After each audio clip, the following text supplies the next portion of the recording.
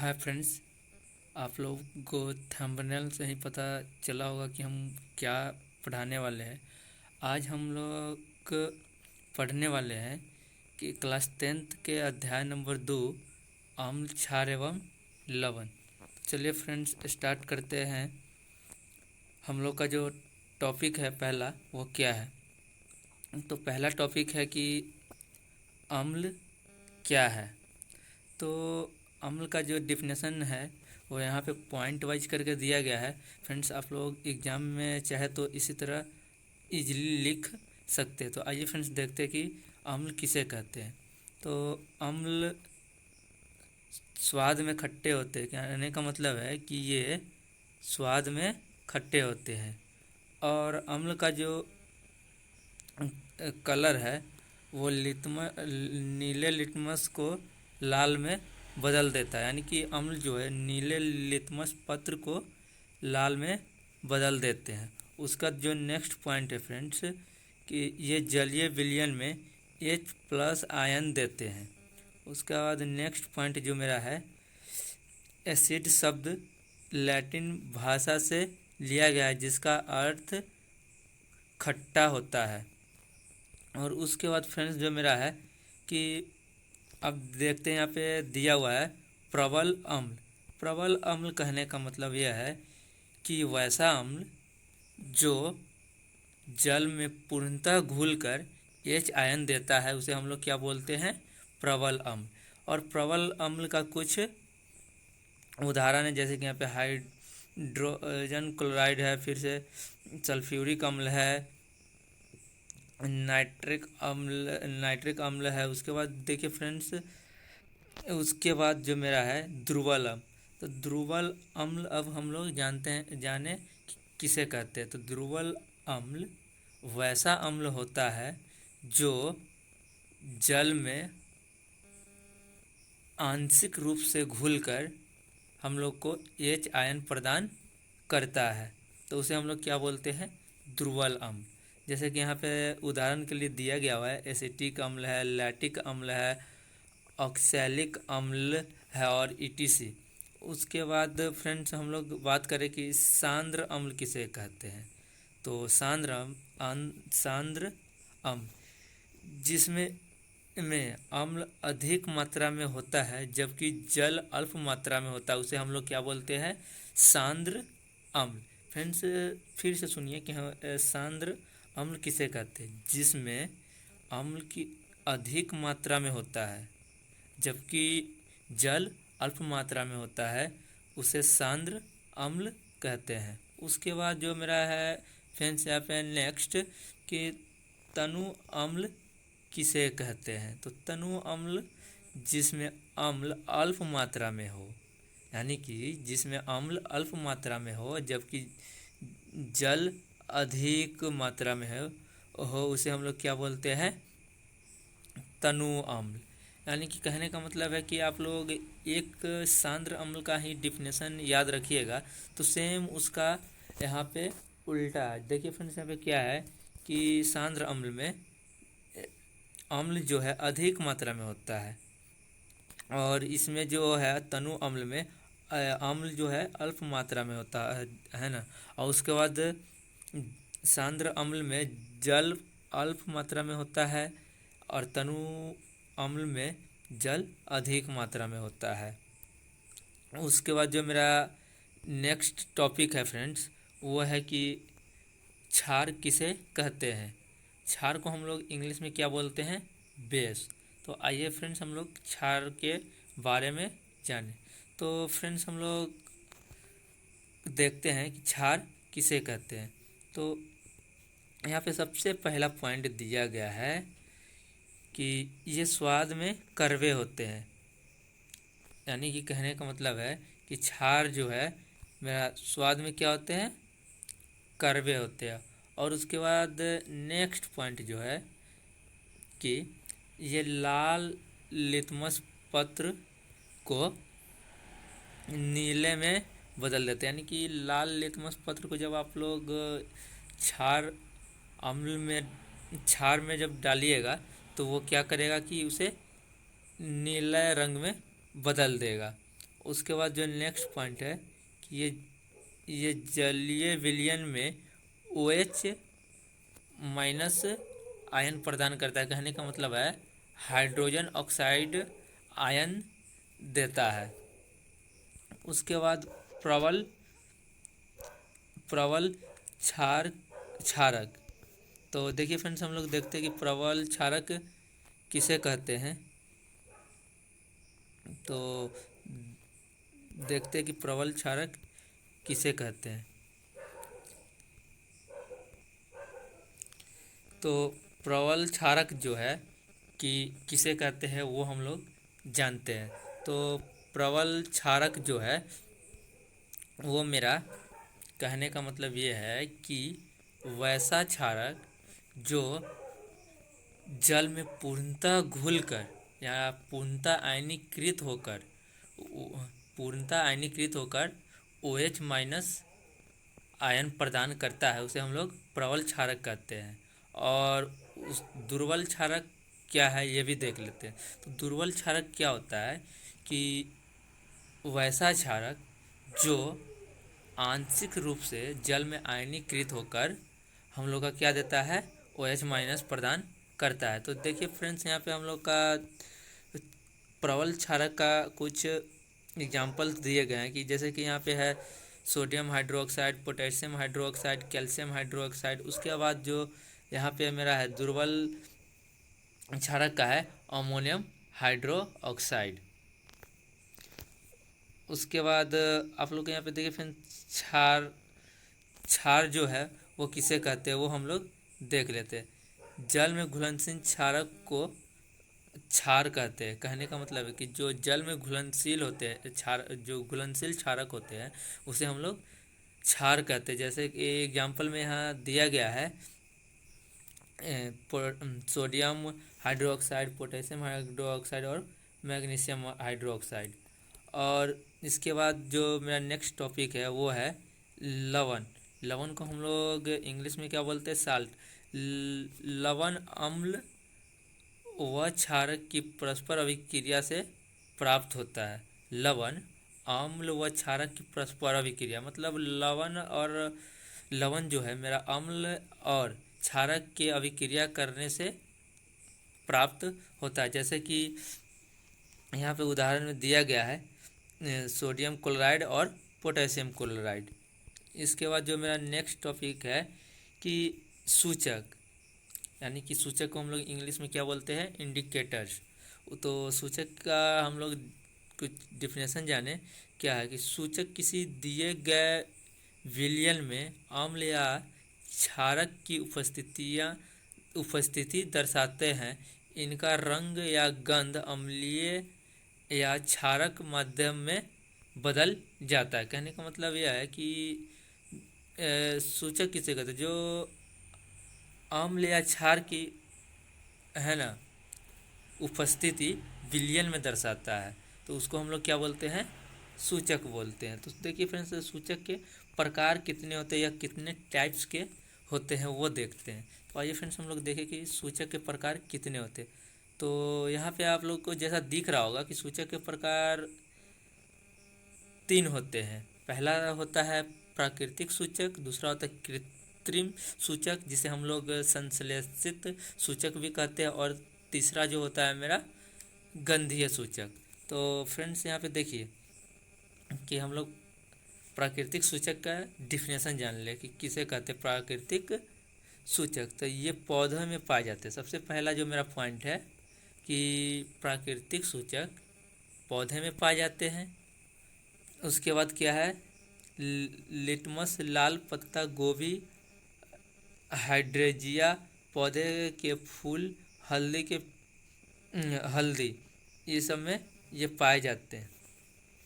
और उसके बाद जो है कृत्रिम यानी कि संश्लेषित सूचक क्या है, ये रासायनिक पदार्थ है।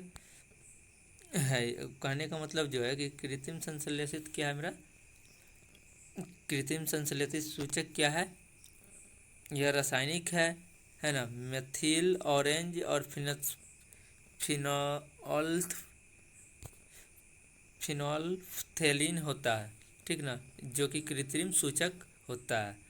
और उसके बाद जो मेरा है फ्रेंड्स यहाँ पे तीसरा जो है गंधीय सूचक। देखते फ्रेंड्स कि गंधीय सूचक किसे कहते हैं। इन पदार्थों की गंध अम्लीय या क्षारक माध्यम में बदल जाती है। कहने का मतलब जो है गंधीय सूचक का है वह है जो कि पदार्थ की गंध अम्लीय या क्षारक के माध्यम में बदल जाता है। जैसे कि एग्जाम्पल के लिए आपको यहाँ पे दिया गया है, प्याज है, लौंग तेल है और इत्यादि। उसके बाद जो मेरा फ्रेंड्स यहाँ पे नेक्स्ट टॉपिक है, तो यहाँ पे देखिए फ्रेंड्स सूचक जो है, यहाँ पे सूचक दिया हुआ है आप लोग को। एक मान सारणी दिख रहा होगा, इसमें एक सूचक है रंग या गंध में परिवर्तन अम्ल के साथ है। उसके बाद रंग या गंध में परिवर्तन क्षार के साथ। तो सबसे पहला जो मेरा यहाँ पे देखिए फ्रेंड्स प्राकृतिक सूचक, तो लिटमस एक सूचक है। लिटमस एक सूचक है। तो अगर हम लोग लिटमस को अम्ल के साथ लिटमस को अम्ल के साथ अभिक्रिया कराते तो ये इसका जो रंग कैसा होता है, लाल होता है। और उसके बाद क्षार के साथ यानी कि क्षार में डुबाते हैं तो यह नीला देता है। उसके बाद कहने का मतलब लाल पत्ता गोभी का रस अगर अम्ल में डालते हैं तो इसका रंग जो होता है मेरा लाल होता है, और क्षार में डालते हो तो इसका रंग जो मेरा होता है हरा होता है। उसके बाद जो है मेरा यहाँ पे देखिए फ्रेंड्स हल्दी को जब अम्ल में डालते हैं तो इसमें कोई बदलाव नहीं था। जैसा मतलब हल्दी का रंग क्या होता है आप लोगों को भी पता है कि हल्दी का रंग पीला होता है, तो इसमें कोई बदलाव नहीं था, यह पीला ही रहता है। लेकिन क्षार में जैसे ही हम लोग हल्दी को डालते हैं वह किस में बदल जाता है, लाल रंग में। और उसके बाद क्या है, हाइड्रेंजिया के फूल का रस, हाइड्रेंजिया का फूल का रस जो कि हम लोग अम्ल में डालते हैं तो यह नीला हो जाता है। और उसके बाद फ्रेंड्स क्षार में जब डालते हैं तो यह क्या हो जाता है, गुलाबी हो जाता है। उसके बाद जो मेरा देखिए फ्रेंड्स यहाँ पे दिया गया है कृत्रिम सूचक यानी कि संश्लेषित सूचक। तो इसको है, पहला है कि फिनोल्फ्थेलीन को जब हम लोग अम्ल में डालते तो यह रंगहीन होता है। और उसके बाद क्षार में डालते तो क्या मेरा हो जाता है, गुलाबी। उसके बाद जो है मेरा फ्रेंड्स मेथिल ऑरेंज को जब हम लोग अम्ल में डालते हैं तो लाल होता है, और क्षार में जब डालते हैं तो क्या मेरा होता है, पीला होता है। उसके बाद देखिए फ्रेंड्स यहाँ पे गंधीय सूचक, तीसरा जो हम लोग पढ़े थे डिफिनेशन, गंधीय सूचक। तो इस देखते हैं फ्रेंड्स गंधीय सूचक। तो यहाँ पे देखिए फ्रेंड्स सबसे पहला सूचक दिया हुआ है प्याज का रस है ना, जब हम लोग अम्ल में डालते हैं तो तीक्ष्ण गंध देता है। तीक्ष्ण कहने का मतलब एकदम थोड़ा सा गंध जो देता है उसे हम लोग तीक्ष्ण गंध बोलते हैं इसमें। और क्षार के साथ जब क्षार में डुबोते हैं या क्षार के साथ अभिक्रिया कराते हैं तो इसमें कोई गंध नहीं होता है। उसके बाद जो मेरा फ्रेंड्स यहाँ पे है वैनिला को जब हम लोग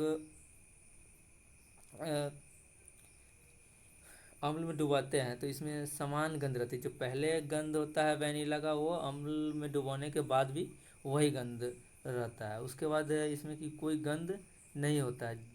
जो भी वैनिला का गंध होता है क्षार में डुबोते ही वो गंधहीन हो जाता है। उसके बाद जो मेरा फ्रेंड्स यहाँ पे तीसरा जो है लौंग का तेल, या समान गंध रहता है, समान गंध इसमें रहता है। कहने का मतलब है कि लौंग के तेल का जो गंध होता है वो पहले अम्ल में डुबोने से पहले जो था वो अम्ल में डुबाने के बाद भी वही रहेगा। और उसके बाद जो मेरा फ्रेंड्स यहाँ पे क्षार में जब डुबोते हैं तो इसमें कोई, या क्षार के साथ अभिक्रिया करते तो इसमें कोई गंध नहीं होता है। उसके बाद जो मेरा फ्रेंड्स यहाँ पे है नेक्स्ट टॉपिक,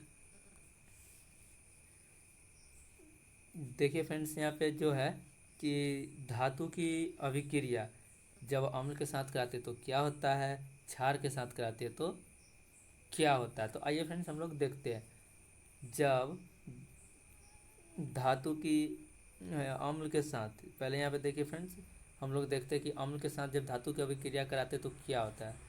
अम्ल प्लस धातु का जब अभिक्रिया होता है तो लवण मिलता है हमें, और उसका क्या मिलता है मुझे, हाइड्रोजन मिलता है। तो देखिए फ्रेंड्स यहाँ पे एग्जाम्पल में भी दिया गया है, अम्ल जो है हाइड्रोक्लोरिक अम्ल है, एक हाइड्रोक्लोरिक जो है एक अम्ल है धातु, जिंक यहाँ पे मेरा क्या है, धातु है। और जब तो इसके बाद हम लोग को क्या मिलता है, जैसे कि आप लोग को बताया है कि लवण प्राप्त होता है, यानी कि जिंक क्लोराइड जो मेरा है एक लवण है, उसका हाइड्रोजन मिलता है। और उसके बाद जो फ्रेंड्स यहाँ पे देखिए कि जब धातु की अभिक्रिया क्षार से कराते हैं तो क्या मिलता है। तो फ्रेंड्स आप लोग को यहाँ से डिफिनेशन भी क्लियर हो रहा होगा कि जब हम लोग धातु के साथ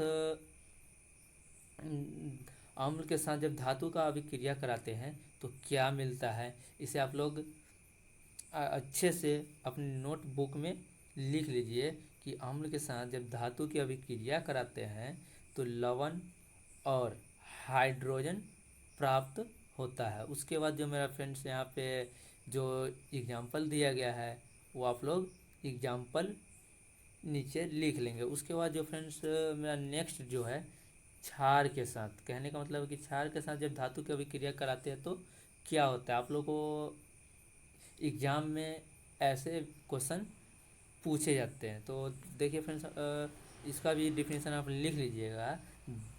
जब क्षार को धातु के साथ अभिक्रिया कराते तो लवण प्लस हाइड्रोजन देता है। तो सोडियम हाइड्रोक्साइड एक क्षार है और जिंक मेरा धातु है, तो इसमें हम लोग को क्या मिलेगा, सोडियम जिंक ऑक्साइड। और उसके बाद इसमें क्या मिला, सोडियम जिंकेट। कहने का मतलब है कि सोडियम जिंक ऑक्साइड बोलिए या सोडियम जिंकेट बोलिए, बात वही है। तो यहाँ पे देखिए फ्रेंड्स, और उसके बाद जो हम लोग को क्या मिलेगा, यहाँ पे हाइड्रोजन मिलेगा। और इसके बाद जो मेरा नेक्स्ट है पॉप टेस्ट, जब इसका हम लोग कराते हैं तो क्या होता है ये देखते हैं। तो हाइड्रोजन गैस से निहित प्रखनली, यानी निहित मतलब क्या होता है, निहित मतलब उसमें समाना या उससे भरा या उसमें उपस्थित, ये भी आप लोग कह सकते हैं। यानी कि प्रखनली में हाइड्रोजन गैस उपस्थित है। तो प्रखनली के पास जब मतलब एक प्रखनली है उसमें मेरा हाइड्रोजन गैस भरा हुआ है, और उस प्रखनली के पास जब जलती हुई एक मोमबत्ती लाई जाती है तो पॉप की ध्वनि उत्पन्न होती है, पॉप की ध्वनि उत्पन्न होती है। इस टेस्ट को हाइड्रोजन की उपस्थिति में दर्शाने के लिए प्रयोग किया जाता है। अगर आप लोग को पूछा जाएगा कि पॉप टेस्ट क्या होता है तो आप लोग लिखिएगा, हाइड्रोजन गैस से निहित प्रखनली के पास जब एक जलती हुई मोमबत्ती लाई जाती है तो पॉप की ध्वनि उत्पन्न होती है। इस टेस्ट को हाइड्रोजन की उपस्थिति के दर्शाने के लिए किया जाता है। उसके बाद फ्रेंड्स जो मेरा नेक्स्ट टॉपिक है वो क्या है देखते हैं हम लोग। तो नेक्स्ट टॉपिक है मेरा धातु कार्बोनेट तथा धातु बाइकार्बोनेट की अभिक्रिया अम्ल के साथ कराते हैं तो क्या होता है, क्षार के साथ कराते तो क्या होता है, ये देखेंगे। तो फ्रेंड्स आप लोग को बताने से पहले ये भी बता दें कि आप लोग को इस टॉपिक से एग्ज़ाम में क्वेश्चन रहेंगे ही, इसीलिए फ्रेंड्स आप लोग ये टॉपिक बहुत अच्छे से देखिए और अपने नोटबुक में बहुत अच्छे से लिख लें, क्योंकि फ्रेंड्स इससे क्वेश्चन एग्ज़ाम में रहना ही रहना है। तो देखिए फ्रेंड्स, जब हम लोग धातु कार्बोनेट तथा बाइकार्बोनेट की अभिक्रिया कराते हैं अम्ल के साथ तो क्या होता है, धातु अम्ल जो है धातु बाइकार्बोनेट से अभिक्रिया करके हम लोग को क्या देता है, लवण देता है। उसका क्या देता है, कार्बन डाइऑक्साइड गैस देता है। उसका क्या देता है, जल।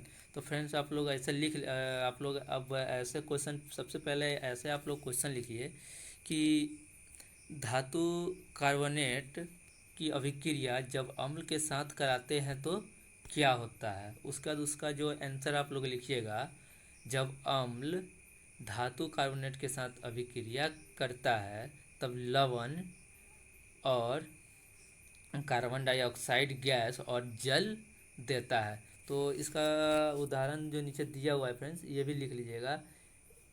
हाइड्रो हाइड यहाँ पे देखिए फ्रेंड्स, हाइड्रोक्लोराइड, यहाँ पे फ्रेंड देखिएगा HCl यानी कि हाइड्रोक्लोराइड, हाइड्रोजन क्लोराइड क्या है। उसका देखिए फ्रेंड्स यहाँ पे सोडियम कार्बोनेट, सोडियम कार्बोनेट जो यहाँ पे क्या है मेरा, धातु कार्बोनेट है। और उसके बाद जो मेरा लवण जो यहाँ पे देता है, क्या देता है, NaCl जो देता है, NaCl देता है। और उसके बाद जो कार्बन डाइऑक्साइड देता है, उसका जो मेरा क्या देता है, जल देता है। यहाँ पे देखिए फ्रेंड, ये भी आप लोग लिख लीजिएगा। और इसके बाद नेक्स्ट आप लोग ये क्वेश्चन लिखिए कि धातु बाइकार्बोनेट की अभिक्रिया, सॉरी फ्रेंड्स, पहले ये नहीं, पहले ये लिखिए कि जब धातु कार्बोनेट क्षार के साथ अभिक्रिया करता है तो क्या होता है। तो उसके तो क्या होता है, तो हम लोग लिखेंगे कि धातु कार्बोनेट जब क्षार के साथ अभिक्रिया करता है तो कोई अभिक्रिया नहीं होता है, ये लिखेंगे। और उसके बाद फ्रेंड्स जो यहाँ पे दिया हुआ है कि चूने के पानी का टेस्ट, अब हम लोग चूने का पानी का टेस्ट देखते कि क्या होता है। उत्पादित कार्बन डाइऑक्साइड को उत्पादित कार्बन डाइऑक्साइड को चूने के पानी से प्रवाहित करने पर पानी दूधिया हो जाता है। लेकिन ये दूधिया होता क्यों है, ये हम लोग देखेंगे। इस टाइप से आप लोग से क्वेश्चन भी ऑब्जेक्टिव में पूछे जाते हैं कि कार्बन डाइऑक्साइड को चूने के पानी से प्रवाहित करने पर पानी दूधिया क्यों हो जाता है। तो सबसे इसका आंसर है फ्रेंड, सफ़ेद अवक्षेप के कारण।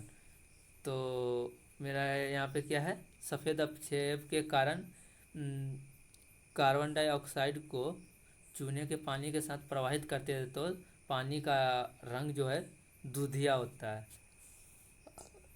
अधिक मात्रा में CO2 प्रवाहित करने पे, जब हम लोग अधिक मात्रा में पानी, चूने के पानी से CO2 प्रवाहित करते तो सफ़ेद अवक्षेप मिलता है। तो यहाँ पे फ्रेंड्स उसी को समीकरण के द्वारा दिखाया गया, रासायनिक अभिक्रिया के द्वारा दिखाया गया है कि कैल्शियम कार्बोनेट जो है हाइड्रोजन के साथ जब ये करता है तो उसमें कार्बन डाइऑक्साइड गैस भी उपस्थित होता है।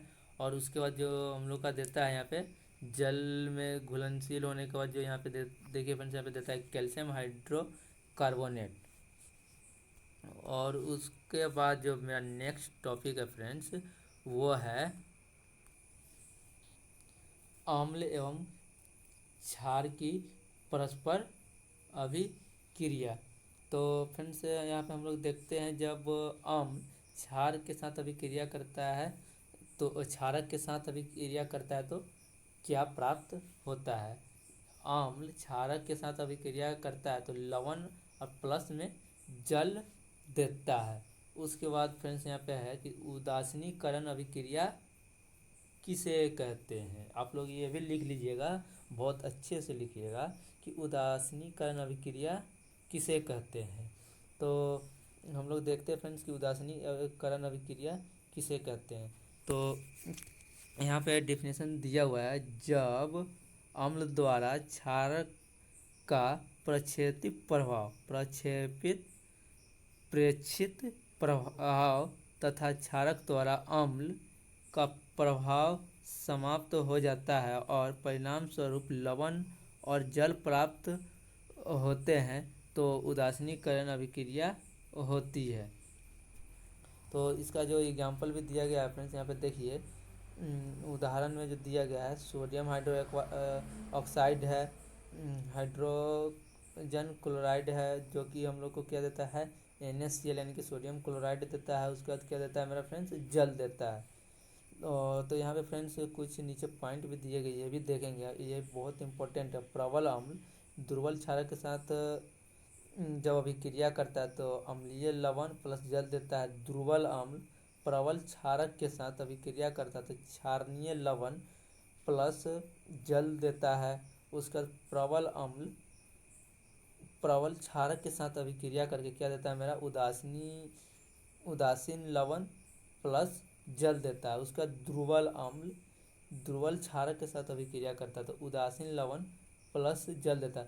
फ्रेंड्स, ये मोस्ट वीवीआई क्वेश्चन है जो कि आप लोग को ये ऑब्जेक्टिव में इसे एक क्वेश्चन जरूर ही रहेंगे।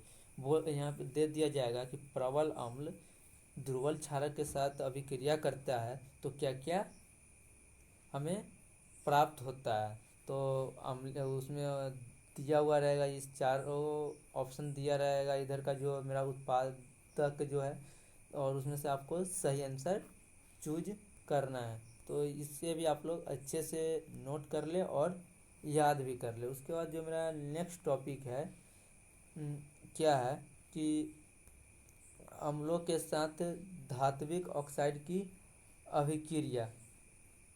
कहने का मतलब है कि अम्ल जब धात्विक ऑक्साइड के साथ अभिक्रिया करते हैं तो क्या प्राप्त होता है। तो फ्रेंड्स, यहाँ पे आप लोग देखिए कि दिया गया है जब मेरा अम्ल, यहाँ पे देखिए फ्रेंड्स दिया गया है कि अम्लों के साथ धात्विक ऑक्साइड की अभिक्रिया होता है तो क्या प्राप्त होता है। तो यहाँ पे हम लोग देखेंगे क्या होता है। धात्विक ऑक्साइड प्लस अम्ल जब अभिक्रिया करते तो लवण प्लस जल देते हैं। तो सोडियम, सॉरी यहाँ पे सोडियम नहीं है, यहाँ पे है कॉपर ऑक्साइड जो है वो एक धात्विक ऑक्साइड है। उसका जो अम्ल क्या मिला है HCl अम्ल है। तो हम लोग को क्या मिला लवण। लवण कहने का मतलब जो है हम लोग यहाँ पे कॉपर क्लोराइड जो मेरा यहाँ पे लवण है और H2O जो मेरा है जल। और कॉपर क्लोराइड के बनने से विलयन का नीला रंग हो जाता है। यानी कि कहने का मतलब है जब कॉपर ऑक्साइड के बनने से विलयन का रंग जो मेरा क्या हो जाता है नीला हो जाता है। धात्विक ऑक्साइड की प्रवृत्ति क्षारीय होती है। यानी कि ये भी आप लोग ध्यान में रखिए कि धात्विक ऑक्साइड की पूछ देगा आप लोग को ऑब्जेक्टिव में कि धात्विक ऑक्साइड की प्रवृत्ति क्या होती है। उसमें देगा अम्लीय होती है, क्षारीय होती है, या इनमें से या ए और बी, या इनमें से कोई नहीं। तो आप लोग उसमें क्या टिक करोगे क्षारीय होती है, क्योंकि ये अम्ल के साथ अभिक्रिया करके लवण और जल बनाते हैं। फ्रेंड्स, यहाँ पे आप लोग को उदाहरण में भी दे, और इसका ये क्यों धात्विक ऑक्साइड की प्रवृत्ति क्षारीय क्यों होती है ये भी बताया गया, क्योंकि ये अम्ल के साथ अभिक्रिया करके क्या देता है लवण और जल देता है। उसके बाद जो मेरा नेक्स्ट है यहाँ पे देखिए फ्रेंड्स उदाहरण भी दिया गया है, कॉपर ऑक्साइड है और मैग्नीशियम ऑक्साइड है। उसके बाद जो मेरा फ्रेंड्स नेक्स्ट टॉपिक है अधात्विक ऑक्साइड की क्षारों के साथ अभिक्रिया। जब अधात्विक ऑक्साइड क्षार के साथ अभिक्रिया करते हैं तो क्या प्राप्त होते हैं। अधात्विक ऑक्साइड क्षार के साथ अभिक्रिया करके लवण और जल देते हैं। तो यहाँ पे देखिए फ्रेंड्स अधात्विक ऑक्साइड जो है कार्बन अधातु है। तो कार्बन ऑक्साइड यहाँ पे क्या हो गया मेरा अधात्विक ऑक्साइड, और क्षार जो यहाँ पे है कैल्शियम हाइड्रोक्साइड, और उसके बाद हम लोग को क्या मिला लवण के रूप में कैल्शियम कार्बोनेट प्लस जल। धात्विक ऑक्साइड की प्रवृत्ति फ्रेंड्स यहाँ पर भी अब यहाँ पे देख लीजिए, इसको इम्पोर्टेंट कर लीजिए, इसको मार्क करके लिख लीजिए, है ना, कि धात्विक ऑक्साइड की प्रवृत्ति में अधात्विक ऑक्साइड प्रवृत्ति में अम्लीय होती है तथा विद्युत धारा प्रवाहित करती है। ओके फ्रेंड्स, ये आप लोग पॉइंट को मार्क कर लीजिए।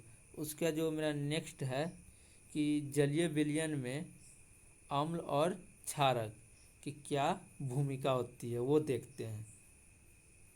तो जब हम लोग जल की उपस्थिति में अम्ल कहने का मतलब है H+ आयन उत्पन्न होता है। कहने का मतलब है जल की उपस्थिति में अम्ल पर H+ आयन यानी कि हाइड्रोजन प्लस आयन उत्पन्न होता है और प्लस आयन H3O प्लस यानी कि कहने का मतलब कि हाइड्रोनियम आयन के रूप में पाए जाते हैं। यानी कि जो यहाँ पे हाइड्रोजन आयन जो है वो हम लोग को क्या चीज़ में के रूप में पाए जाते हैं, हाइड्रोनियम के रूप में पाए जाते हैं। फ्रेंड्स आप लोग ये भी बहुत अच्छे से ध्यान में रखेंगे कि H+ आयन हाइड्रोनियम आयन के रूप में पाए जाते हैं। उसके बाद देखिए फ्रेंड्स ये हाइड्रोनियम आयन कैसे बनते हैं वो देखते हैं। हाइड्रोजन प्लस अब जब जल से अभिक्रिया करता है तो हम लोग को क्या मिलता है, हाइड्रोनियम आयन प्राप्त होता है। उसके बाद फ्रेंड्स यहाँ पे हम लोग देखते हैं जब HCl यानी कि हाइड्रोक्लोरिक अम्ल जब जल के साथ अभिक्रिया करता है तो हाइड्रोनियम आयन प्लस क्लोरीन देता है। उसके बाद जो मेरा नेक्स्ट यहाँ पे हम लोग देखेंगे कि क्या है। यहाँ पे देखिए फ्रेंड्स जल की उपस्थिति में क्षारक, कहने का मतलब है कि जल की उपस्थिति में क्षारक जो है OH यानी कि हाइड्रोजन ऑक्साइड माइनस आयन प्राप्त उत्पन्न करता है। यहाँ पे देखिए फ्रेंड्स जब सोडियम हाइड्रोक्साइड को जल की उपस्थिति में हम लोग अभिक्रिया कराते हैं तो यह हम लोग को सोडियम प्लस हाइड्रोजन ऑक्साइड देता है। तो उसके बाद देखिए फ्रेंड्स यहाँ पे कि मैग्नीशियम हाइड्रोक्साइड हम लोग जल की उपस्थिति में मैग्नीशियम हाइड्रोक्साइड का अभिक्रिया कराते हैं तो मैग्नीशियम देता है और हाइड्रोक्साइड देता है। उसके बाद फ्रेंड्स हम लोग का जो नेक्स्ट है क्या कह रहा है वो देखते हैं कि सभी क्षारक जल में घुलनशील नहीं होते। कहने का मतलब है फ्रेंड्स आप लोग से ये भी पूछ दिया जाएगा कि क्या सभी क्षारक जल में घुलनशील होते हैं, हाँ या नहीं। कभी होते हैं कभी नहीं होते हैं और इनमें से कोई नहीं। तो इसमें क्या कहिएगा कि सभी क्षारक जल में घुलनशील नहीं होते हैं। जल में घुलनशील क्षारकों को क्षार कहते हैं जो जल में घुलनशील होते हैं।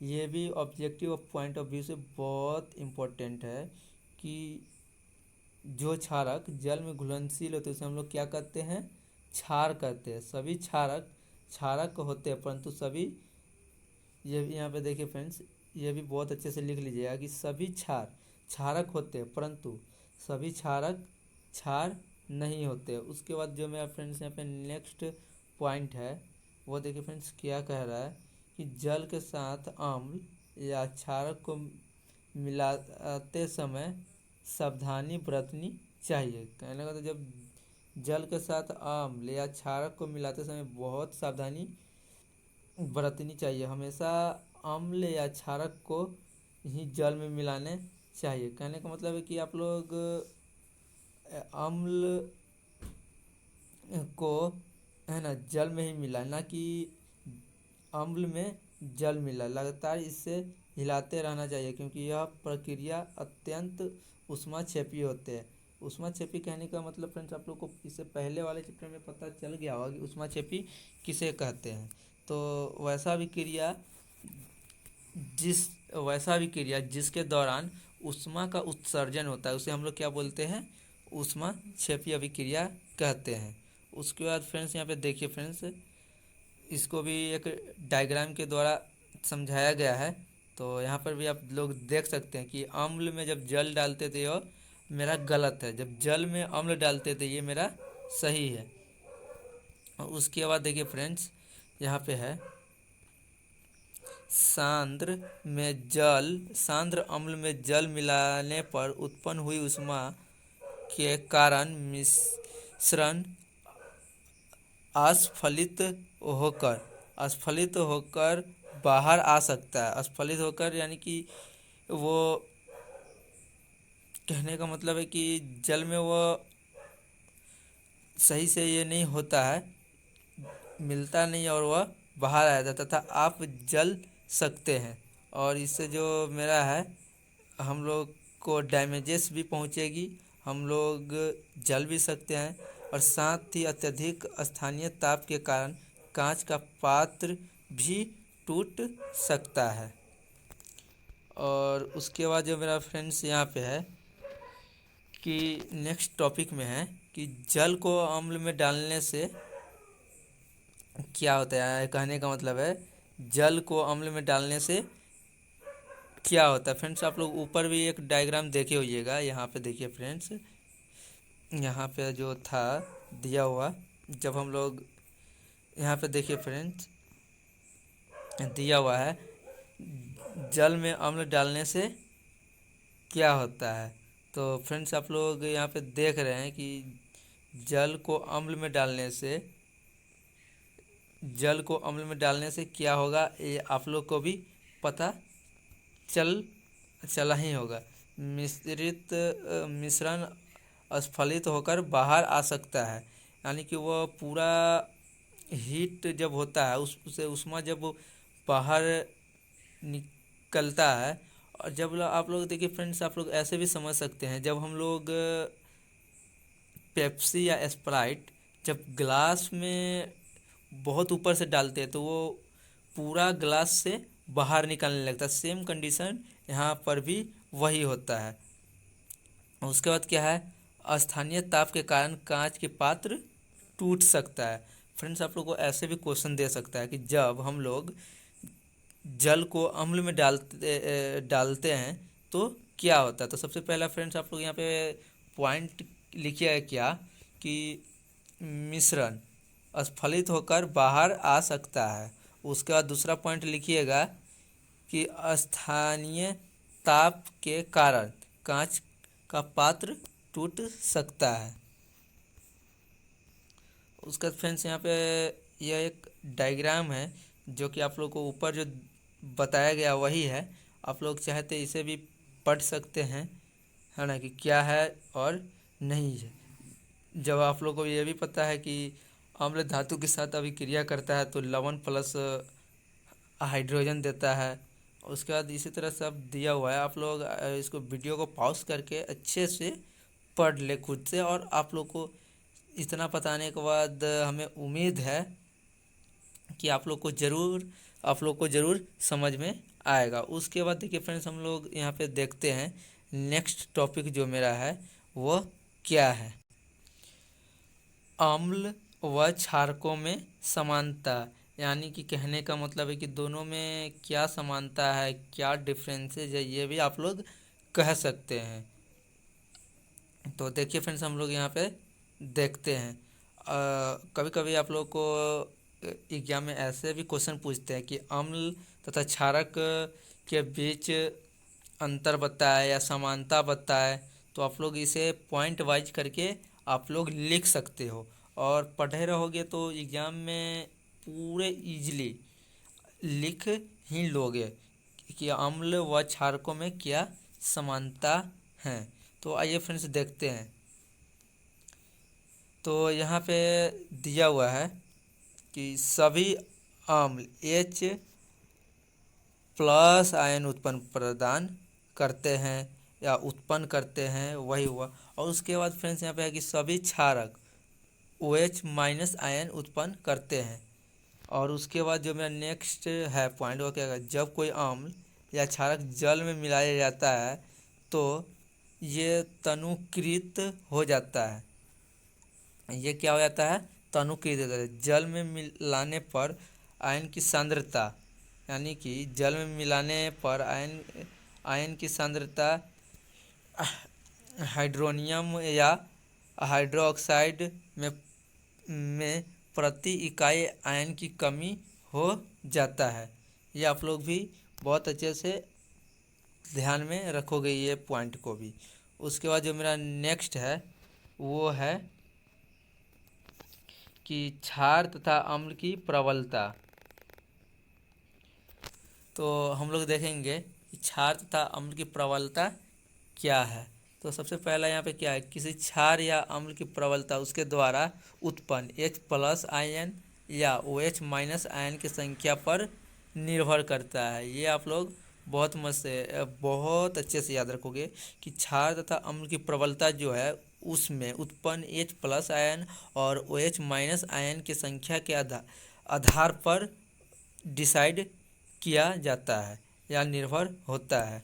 उसके बाद जो यहाँ पे दिया है, किसी अम्ल या क्षारक की प्रबलता हम एक सार्वभौमिक सूचक द्वारा ज्ञात कर सकते, जो कि सार्वभौमिक सूचक जो है नीचे दिया गया है। इसको हम लोग ऐसे भी कह सकते हैं, यूनिवर्सल इंडिकेटर इसको हम लोग कहते हैं इंग्लिश में। तो इसके अनेक अनेक सूचकों का मिश्रण होता है, यानी कि सार्वभौमिक सूचक क्या होता है, आप लोग ऐसे लिख लोगे कि सार्वभौमिक सूचक क्या होता है। तो इसको हम लोग आंसर क्या देंगे कि सार्वभौमिक सूचक अनेक सूचकों का मिश्रण होता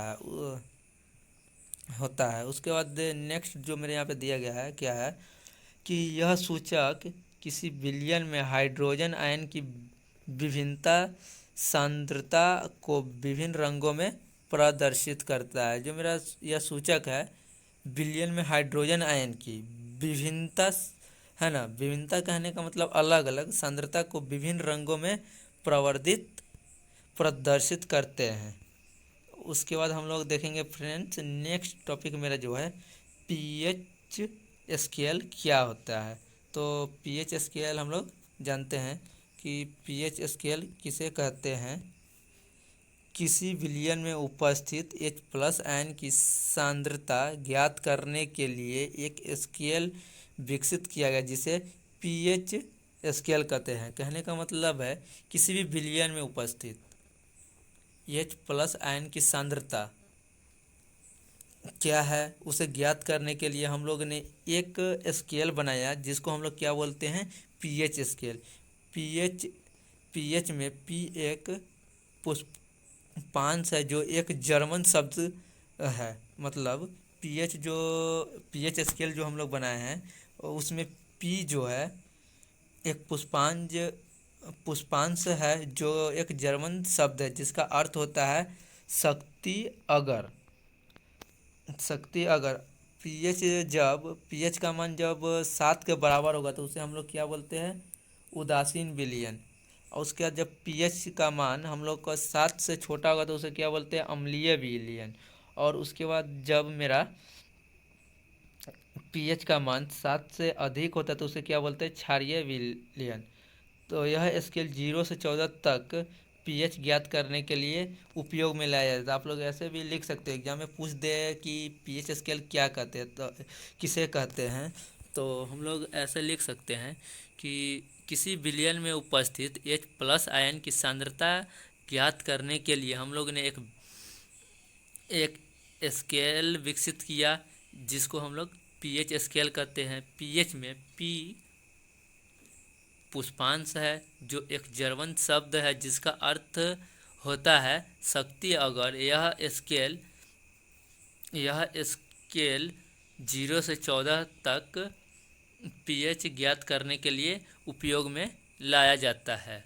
और इसके बाद जो फ्रेंड्स यहाँ पे आप लोग देख सकते हैं दुर्बल अम्ल पर H+आयन की मात्रा जो है प्रबल अम्ल हो जाता है। उसके बाद जो यहाँ पे दुर्बल क्षार पे जो है OH- आयन मात्रा प्रबल क्षार हो जाता है। उसके बाद आप लोग को जैसे फ्रेंड्स ऊपर में हमने बताया है कि जब पीएच का मान 7 से कम होगा तो उसे हम लोग क्या बोले, अम्लीय प्रकृति के बोलेंगे। 7 से अधिक होगा तो क्षारीय प्रकृति का बोलेंगे।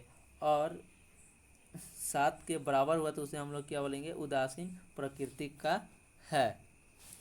और उसके बाद जो फ्रेंड्स यहाँ पे दिया गया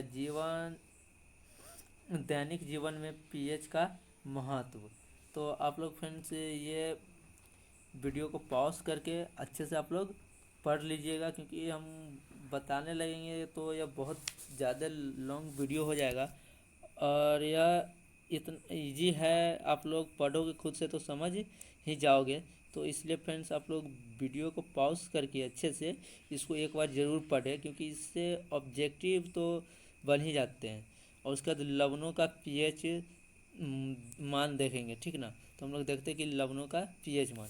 तो यहाँ पे देखिए कि प्रबल अम्ल, यहाँ पे हम लोग देखेंगे प्रबल अम्ल प्रबल क्षार के साथ अभिक्रिया करता है तो उदासीन लवण देता है, यानी कि पीएच मान इसका क्या हो जाएगा, 7 के बराबर। प्रबल अम्ल दुर्बल क्षारक के साथ जब अभिक्रिया करता है तो अम्लीय लवण देता है, यानी कि अम्लीय लवण कहने का मतलब यह है कि पीएच का मान जो है वो हम लोग को 7 से कम होगा। प्रबल क्षारक दुर्बल अम्ल के साथ अभिक्रिया करता है तो क्षारकीय लवण देता है, यानी कि कहने का मतलब जो है कि पीएच का मान जो है मेरा 7 से अधिक होगा। उसके बाद जो फ्रेंड्स यहाँ पे आप लोग देखिए साधारण नमक से रसायन, यहाँ पे जो नेक्स्ट टॉपिक क्या है मेरा, साधारण नमक से रसायन। सोडियम हाइड्रोक्साइड को जब हम लोग साधारण नमक से अभिक्रिया कराते हैं तो क्या आता है, विरंजक चूर्ण को जब हम लोग साधारण नमक से अभिक्रिया कराते हैं तो क्या होता है, बेकिंग सोडा को साधारण नमक से हम लोग अभिक्रिया कराते हैं तो क्या होता है, धोने का सोडा को जब हम लोग साधारण नमक से अभिक्रिया कराते हैं तो क्या होता है। और पांचवा जो मेरा है वो प्लास्टर ऑफ पेरिस को साधारण नमक से अभिक्रिया कराते हैं तो क्या होता है। तो चलिए फ्रेंड्स हम लोग एक एक करके समझे और अच्छे से समझे ताकि आप लोग को एग्ज़ाम में कोई दिक्कत ना हो। तो आइए फ्रेंड्स हम लोग देखते हैं कि सोडियम हाइड्रोक्साइड को जब साधारण नमक से अभिक्रिया कराते हैं तो क्या होता है। तो चलिए फ्रेंड्स देखते हैं। Sodium hydroxide NaOH sodium chloride के जलीय विलयन से विद्युत प्रवाहित करने पर यह वियोजित होकर सोडियम हाइड्रोक्साइड उत्पन्न करता है। इस प्रक्रिया को क्लोर क्षार प्रतिक्रिया कहते हैं। समझे फ्रेंड्स क्या होता है कि जब सोडियम क्लोराइड को जब हम लोग सोडियम क्लोराइड को क्लोराइड के जलीय विलयन को जब सोडियम क्लोराइड के जलीय विलयन से विद्युत प्रवाहित करते हैं तो यह वियोजित मतलब खंडित होकर बोल सकते हैं या खंडित होकर बोल सकते हैं वियोजित होकर, यानी कि एक दूसरे से अलग होकर सोडियम हाइड्रोक्साइड उत्पन्न करता है। इस प्रक्रिया को क्लोर क्षार प्रतिक्रिया कहते हैं। तो इसका जो यहाँ पे एग्जांपल दिया गया है सोडियम क्लोराइड है, जब वो जल से अभिक्रिया करता है तो सोडियम हाइड्रोक्साइड और क्लोरीन गैस देता है और उसके बाद हाइड्रोजन गैस देता है। उसके बाद नेक्स्ट जो मेरा है यहाँ पे देखिए फ्रेंड्स उसी को डील किया गया। एनोड पे हम लोग क्या क्लोरीन गैस मिलता है, कैथोड पे हम लोग को क्या हाइड्रोजन गैस मिलता है। कैथोड के पास में जो हम लोग का है NaOH विलयन बनता है कैथोड के पास में, यानी कि उसी के नज़दीक में हम लोग का क्या मिलता है, जो हम लोग बैटरी यानी कि जो बैटरी जोलते हैं उसको उसका जो दो दो नो दो टर्मिनल होते हैं जिसको हम लोग एक को क्या बोलते हैं एनोड और दूसरे को क्या बोलते हैं कैथोड, यानी कि कैथोड के पास जो हम लोग का क्या सोडियम हाइड्रोक्साइड विलयन बनता है। और इसका उपयोग देख लेंगे क्या होता है। H2 का ईंधन मार्ग ऋण होता है। क्लोरीन जल की स्वच्छता करता है, यानी कि पीवीसी का फुल फॉर्म क्या होता है पॉलीविनाइल क्लोराइड। और उसके बाद जो CFC का क्या फुल फॉर्म होता है क्लोरोफ्लोरोकार्बन। HCl इस्पात की सफाई के लिए किया जाता है। यहाँ पे देखिए फ्रेंड्स हम लोग जो HCl क्या करते हैं इस्पात की सफाई के लिए किया करते हैं। उसके बाद औषधियाँ में इसका करते हैं।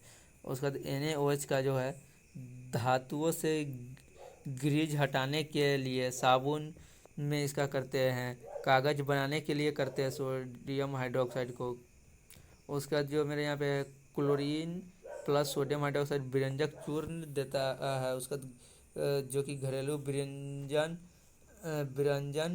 वस्त्र विरंजन के लिए किया जाता है।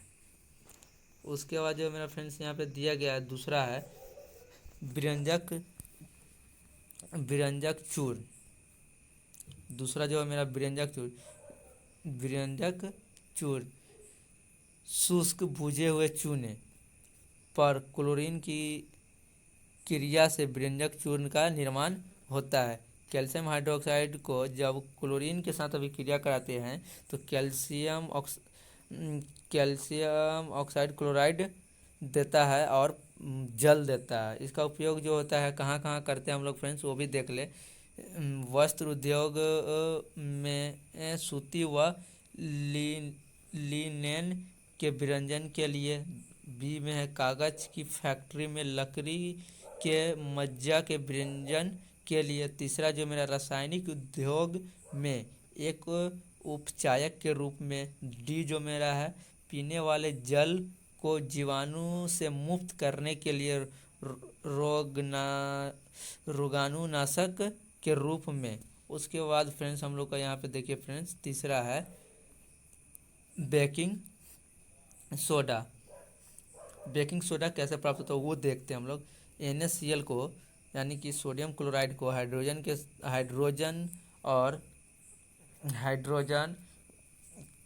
कार्बन डाइऑक्साइड और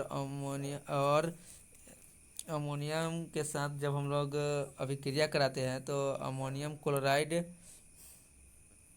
इसको हम लोग अमोनियम क्लोराइड, उसके बाद जो मेरा मिलता है बेकिंग सोडा। यह एक दुर्बल अंश क्षारक है। इसको हम लोग क्या बोलते हैं, बेकिंग सोडा को हम लोग क्या बोलते हैं, एक दुर्बल। आप लोग ये भी लिख लीजिएगा कि बेकिंग सोडा को एक दुर्बल अंश क्षारक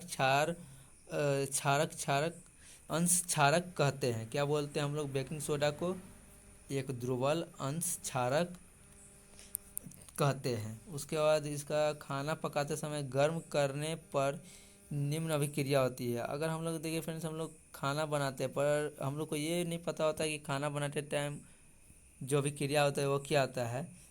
तो यहाँ पे देखिए फ्रेंड्स, सोडियम हाइड्रोकार्बोनेट को जब हम लोग हीट करते हैं तो हम लोग को क्या मिलता है, sodium carbonate hydrogen plus hydrogen oxide, यानी कहने का मतलब जो है मेरा जल प्लस कार्बन डाइऑक्साइड गैस मिलता है। और इसके बाद इसका जो उपयोग होता है वो क्या है वो हम लोग देख लेते हैं। तो हम लोग इसका उपयोग देख लेते हैं, बेकिंग सोडा का उपयोग क्या होता है। तो इसका यहाँ पे सबसे पहले है कि हम लोग का बेकिंग सोडा का उपयोग कहाँ कहाँ, बेकिंग पाउडर बनाने में किया जाता है। उसके बाद दूसरा जो मेरा है यहाँ पे है फ्रेंड्स, वो है कि इस अभिक्रिया से उत्पन्न CO2 के कारण पावरोटी या केक में खमीर उठ जाता है तथा इससे मुलायम एवं स्पंजी हो जाता है। उसके बाद जो मेरे यहाँ पे यह एंटासिड का एक संघटक है। उसका डी है, इसका उपयोग सोडा अम्ल अग्निशामक में भी किया जाता है। उसके बाद फ्रेंड्स मेरा जो फोर्थ नंबर है वो है फ्रेंड्स, देखते हैं कि क्या है कि धोने का सोडा कैसे प्राप्त किया जाता है। तो फ्रेंड्स हम लोग सबसे पहले यहाँ पे सोडियम कार्बोनेट के पुनः क्रिस्टलीकरण से धोने का सोडा प्राप्त होता है। यह क्षारकीय लवण होता है। फ्रेंड्स आप लोग को पता होना चाहिए कि धोने का सोडा जो होता है यह क्षारकीय लवण है। यह ऑब्जेक्टिव पॉइंट ऑफ व्यू से बहुत इम्पोर्टेंट है। तो आप लोग फ्रेंड्स इसको ज़रूर देखें। उसका देखिए फ्रेंड्स यहाँ पे जो मेरा है यहाँ रासायनिक अभिक्रिया लिखा हुआ है, तो आप लोग यहाँ पे देखें कि रासायनिक अभिक्रिया में क्या है। उसके बाद फ्रेंड्स इसका उपयोग देखते कि क्या होता है इसका उपयोग। तो इसका उपयोग जो है, इसका उपयोग कांच बनाने में किया जाता है, साबुन बनाने में, कागज़ उद्योग में। इसका उपयोग बोरेक्स के उत्पादन में होता है। इसका उपयोग घरों में साफ सफाई के लिए भी किया जाता है। उसके बाद जल की अस्थायी कठोरता को हटाने के लिए इसका उपयोग किया जाता है। उसका जो मेरा फ्रेंड्स पांचवा है प्लास्टर ऑफ पेरिस। कहने का मतलब कैल्शियम सल्फेट और इसका और आधा भाग जो मेरा इसमें जल होता है प्लास्टर ऑफ पेरिस में। तो जिप्सम को 373 के पर गर्म करने पर यह जल के अणुओं को त्याग कर कैल्शियम सल्फेट, हेमीहाइड्रेट या अर्धहाइड्रेट पॉप बनाता है। यह सफ़ेद चूर्ण है।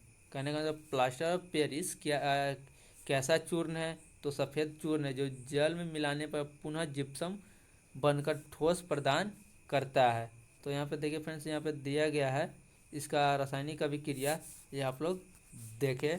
और इसका जो उपयोग किया है वो हम आप लोग को बताने वाले हैं कि इसका उपयोग प्लास्टर ऑफ पेरिस का उपयोग डॉक्टर टूटी हड्डियों को सही जगह पर स्थित करने में करते हैं। इसका उपयोग खिलौने बनाते समय, सजावट का सामान बनाने में किया जाता है। उसका जो तीसरा है यानी कि सी नंबर है, इसका उपयोग सतह को चिकना बनाने के लिए किया जाता है। उसके बाद फ्रेंड्स जो मेरा है क्रिस्टलन जल क्या होता है? तो फ्रेंड्स हम लोग देखेंगे क्रिस्टलन जल किसे कहते हैं। लवण के एक सूत्र इकाई में, मैं कहने का मतलब है जो लवण होता है मतलब उसका एक यूनिट यानी एक इकाई में जल के निश्चित अणुओं की संख्या को क्रिस्टलन का जल कहा जाता है। मतलब उसके एक यूनिट में जल के अणुओं की संख्या कितना है उसको हम लोग क्रिस्टलन का जल कहते हैं। तो इसका उदाहरण जो दिया हुआ है फ्रेंड्स, यहाँ पे देखेंगे कि उदाहरण जो मेरा है यहाँ पे कॉपर सल्फेट है और इसमें 5 भाग जल में क्रिस्टलन के जल के 5 अणु है। उसके बाद सोडियम कार्बोनेट है 10 भाग जल में, जल के अणुओं की संख्या कितना है 10। उसका कैल्शियम सल्फेट जो है इसमें 2 भाग जल में क्रिस्टलन के जल के 2 अणु हैं। तो फ्रेंड्स आप लोग ये भी आप लोग जान गए। उसके बाद फ्रेंड्स हम लोग अब यहाँ पे देखते हैं इसका जो मेरा दिया हुआ है बहुत इम्पोर्टेंट ये सब प्रश्न होते हैं और आप लोग इस प्रश्न को जितना बनाओगे उतना आप लोग को फ़ायदा प्रदान करेगा। तो फ्रेंड्स आप लोग इसको बनाए ज़रूर और आपको जहाँ भी प्रॉब्लम हो तो मेरे व्हाट्सएप के थ्रू हमसे मैसेज कीजिए और पूछिए कि हाँ कहाँ पे आप लोग को प्रॉब्लम है। मैं अपना मोबाइल नंबर आज के वीडियो के डिस्क्रिप्शन में डाल दूँगा, आप लोग वहाँ से मेरा मोबाइल नंबर ले सकते हैं। चाहे यहाँ भी हम भी लिख ही देते हैं कि फिर जो मेरा मोबाइल नंबर वो क्या है 78560737 और जो मेरा है 27, ये मेरा मोबाइल नंबर है। आप लोग इस पे आराम से जो क्वेश्चन है बनाएं और जो भी डाउट हो आप इजीली डाउट क्लियर कर सकते हो। उसके बाद जो फ्रेंड्स जो मेरा है, अगर फ्रेंड्स आप लोग को यह वीडियो अगर अच्छा लगा हो तो प्लीज़ शेयर करें, सब्सक्राइब करें। अगर आप लोग का सपोर्ट इसी तरह बना रहा तो फ्रेंड्स हम आपके लिए 10th से रिलेटेड जितने भी सब्जेक्ट हैं उसका हर एक वीडियो आप लोग को प्रोवाइड कराएंगे, इम्पोर्टेंट क्वेश्चन प्रोवाइड करेंगे और एग्ज़ाम से रिलेटेड जितने भी जानकारी होंगे सबसे पहले आप लोग तक पहुंचाएंगे। तो फ्रेंड्स सब्सक्राइब करें, शेयर करें। Thank you.